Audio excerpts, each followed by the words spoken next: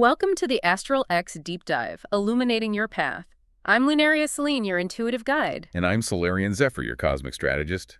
We bridge celestial wisdom To unlock your modern path, helping you discover those guiding starlight insights. and explore the powerful cosmic energies shaping your life. So how do planetary transits shape your story today? That's what we're diving into. We've got a whole stack of sources here, research notes, detailed analyses, all focused on you, navigating 2025 with a Cancer Sun and a Gemini Rising. Exactly. And our mission, really, is to pull out the most potent insights from all this material to really understand your unique cosmic blueprint for the year ahead. Okay, so let's get into it. The core idea, the identity we're looking at for you in 2025, the sources have a name for it. They do. It's identified as Selene Scribe. Selene Scribe, I like that. You immediately get Selene, the moon, ruling Cancer, and Scribe. Writing, communication, Gemini. Precisely. The sources describe this as being the daughter of air. That's your quick-thinking Gemini rising, but carrying the tides of the mother moon, the depth of your Cancer sun. Right, so it's not just two separate things side by side. No, not at all. They call this blend the fluid oracle.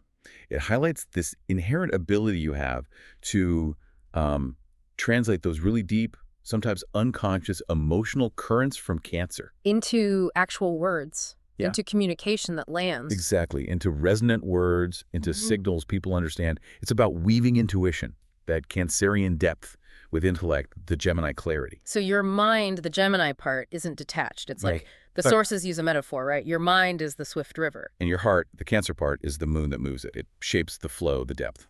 That makes sense. It gives the Gemini communication real substance, real feeling. That's the potential highlighted in the material, making the felt world articulate. Okay, now digging deeper into these sources, they really zero in on a major theme for 2025 for you, a core cosmic tension. Oh, absolutely. It's pretty significant. The main dynamic is described as a kind of cosmic tug of war, or maybe gravitational stress is a better term. Okay. It's created by Pluto, the planet of, intense transformation power, Yeah, moving through Aquarius right now. right. Pluto and Aquarius. And for this Cancer Sun, Gemini Rising profile, where's Pluto doing its work, the sources specify the house, They do. For you, Pluto is transiting your 10th house. the 10th. So that's career, public role, reputation, legacy. The peak of the chart, how the world sees you. Exactly. It's your most visible house. Mm. And Pluto there is demanding some deep evolution, maybe confronting power structures or stepping into a different kind of authority in your public life. Okay, so Pluto's pushing for major change out there. Yeah. But the sources say it's opposing your Cancer Sun. Directly opposing it. Your Cancer sun is anchored firmly down in your 4th house. The foundation. Home, roots, family, emotional core, privacy. Your inner sanctuary, yes. So you have this immense pressure from Pluto for public transformation. Pulling directly against your sun, your core self, which just wants to feel safe, secure, and emotionally contained in that 4th house space. That's the gravitational stress the sources talk about. It's a real conflict shown in the chart for 2025, this pressure to evolve publicly, to maybe take on more responsibility or change your career path. While everything inside you, your Cancer Sun, is craving that safety, that retreat, tending to your inner world. It's that classic pull. Duty versus desire, public role versus private need. And this is where another planet really steps into the spotlight, according to the sources, Mercury. Yes, Mercury. As the ruler of your Gemini rising, Mercury plays a crucial role here. It acts like the quantum messenger. Quantum messenger, okay. Because Mercury moves so fast, darts through different signs, it's uniquely positioned to try and bridge this huge polarity between Pluto in the 10th and your sun in the 4th. Like it's running back and forth, trying to get these two heavyweights to talk to each other. Kind of, yeah. The material points to specific times when Mercury makes contact or aspects this opposition. A really key moment flagged is around July 9th. That's when the Cancer Sun-Pluto opposition is exact. And what happens then, when Mercury lights up this opposition? This is critical. The sources suggest these moments are catalysts. Reality basically demands that you voice what's going on inside those private depths publicly. The Pluto pressure builds, your Cancer Sun truth needs out, and Mercury provides the channel. You can't really keep your deep emotional understanding walled off from your public life or work anymore. Okay, that brings us back to that powerful analogy in the material. You're being asked to translate, what was it?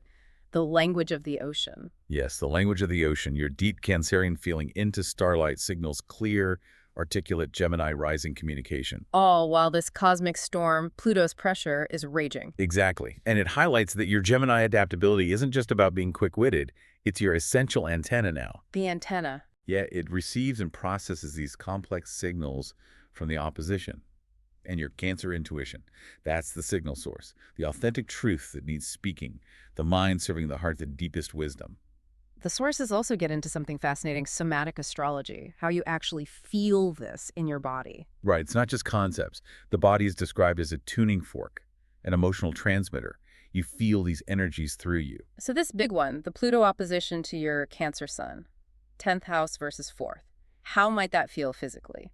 The material suggests a really deep physical tension, almost like being pulled in two directions. Where would you feel that? Primarily between your solar plexus, personal power, identity, that outward push linked to the 10th house, in your belly or womb area, your center of emotional security nurturing the 4th house core. So a literal feeling of being pulled between public demands and inner security. Yes, the body mapping the conflict. And what about Mercury, Yeah. especially when it goes retrograde in Gemini, like June 25th to July 19th, right in your first house, the house of self, the physical body? That's when you might feel that mental static quite physically.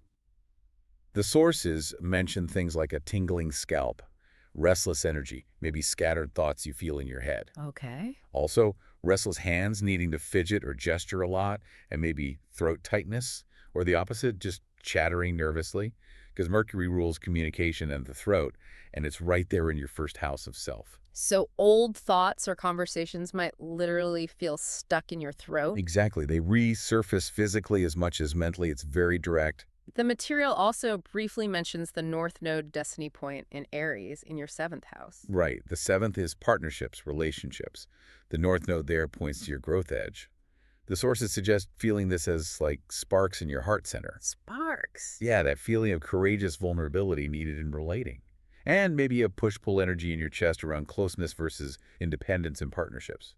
So the insight is? Courageous, authentic relating is key to your path right now, bringing your true self into connection. It's amazing how these patterns echo, isn't it?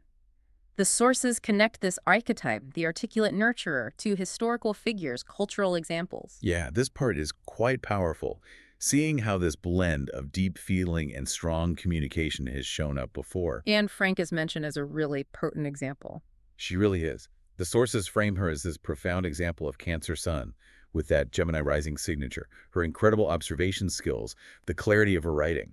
And that drive to communicate her inner world, even in confinement. Exactly. Her deep Cancerian sensitivity wasn't just kept inside. It was channeled through her Gemini Rising's need to document, to process, to share. It's like she turned that hidden annex into a stage. To translate universal human feelings through her specific voice. Right.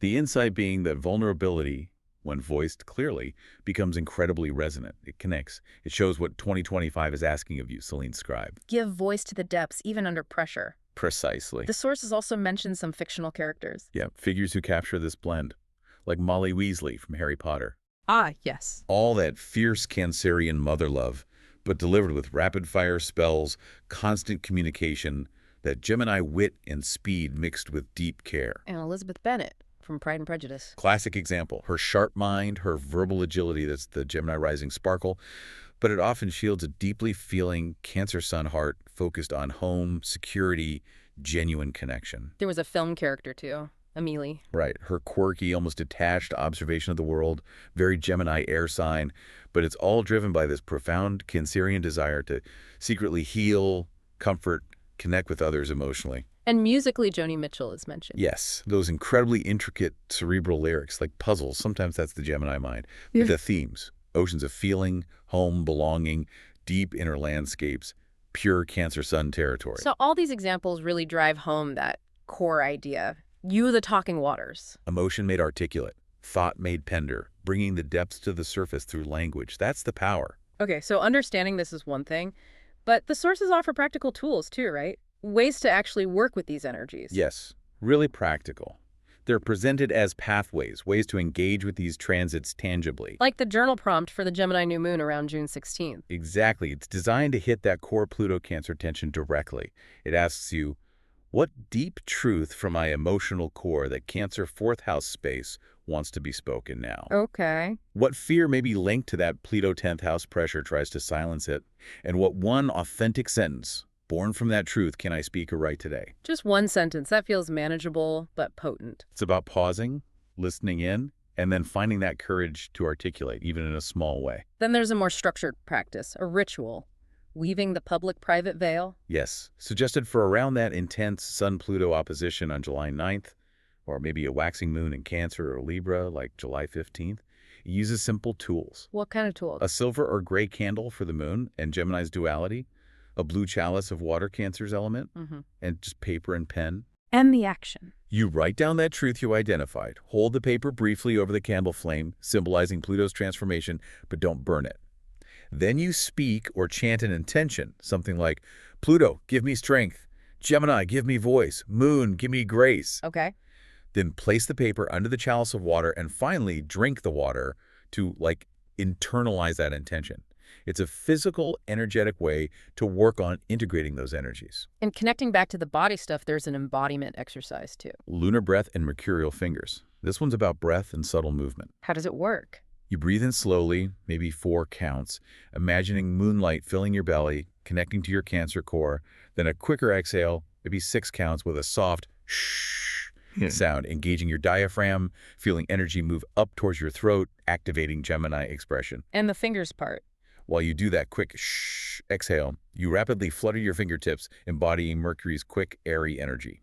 Then, on the slow inhale, you gently cradle your hands over your lower belly, connecting back to that nurturing moon energy. What's the goal there? The sources say it helps calm the nervous system, which can get frayed by all this tension, and it creates a physical link between your feeling center and your ability to express. These tools feel really helpful, making it less abstract. Yeah, translating the cosmic weather to things you can actually do. So looking ahead, the sources talk about potential future timelines based on how you navigate this, right? Not predictions, but possibilities for Selene's Scribe. Exactly. 3 main potentials outlined. The first is called the resonant bridge. Okay, the resonant bridge. What does that path look like? This is the path of courageously choosing integration. You actively bring your deep, private, emotional wisdom, that Cancer knowing, into your public role, your work, your voice. 10th house stuff. So you don't hide it. No. And on this path, Mercury retrogrades aren't just chaos. They become these periods of really powerful insight and needed adjustments. You might find yourself writing, speaking, teaching, leading in a way that truly connects with people, maybe even helps heal collective wounds around home, security, belonging. The core insight being... Your vulnerability, shared authentically, becomes your strength. It builds bridges. That sounds like the ideal outcome. What's the second timeline? The second is the fractured echo. This happens if that Pluto pressure leads to resistance, to retreat. So shutting down. Yeah, the Cancerian instinct for safety takes over, maybe leading to silent overwhelm or frustration bubbling out sideways as passive aggression. And the Gemini Rising part.